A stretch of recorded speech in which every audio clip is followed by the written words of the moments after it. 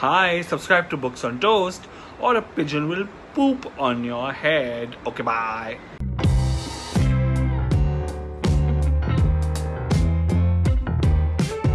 Hi, my name is Vivek and today I'm going to talk about 5 women authors which I think you should read but you probably haven't heard of. First, Christina Stead. Christina Stead is an Australian writer who started writing very late in her life.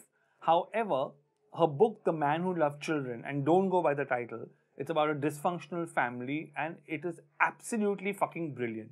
You must read this book only because of the language, the plot, of course, and the characters that move around the protagonist. But again, it is so emotionally wrought that you'll absolutely fall in love with this book. So that's one, Christina Stead. The second author that I want to talk about is Ruth Prabhu, Now, Ruth Prabhu used to write a lot for Ismail Merchant and for James Ivory Productions, the Merchant Ivory Productions.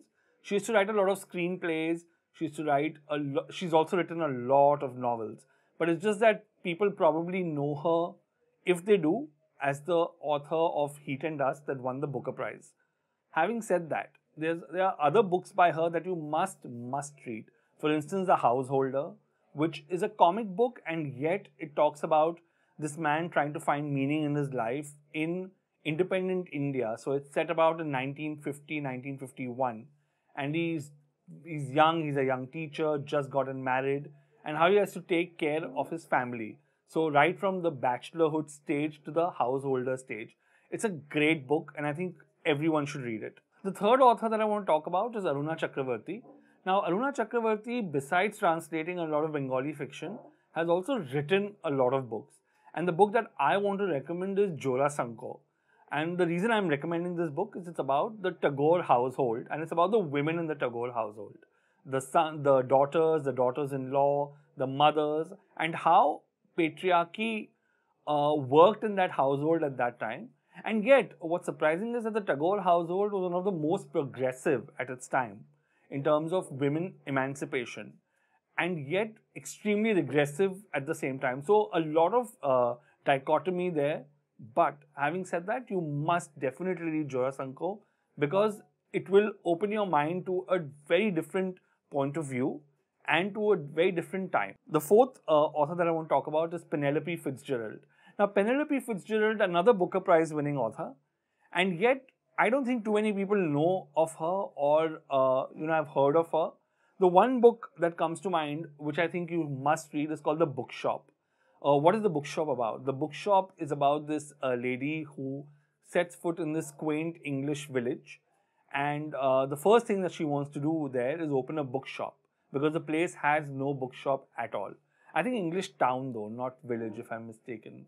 And the first book that she starts selling there is Lolita by Vladimir Nabokov that doesn't sit very well with the inhabitants of the town because it's scandalous, a lot has been spoken about it, and how the dynamics between her shop and the people living in that town work is something you should read about. And the last author that I would like to speak about is Rhys.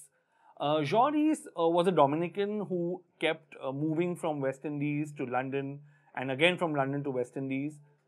She went on this huge hiatus where she wrote nothing, and she was discovered by an editor in about 1960s when her first book was released, which was White Sargasso Sea.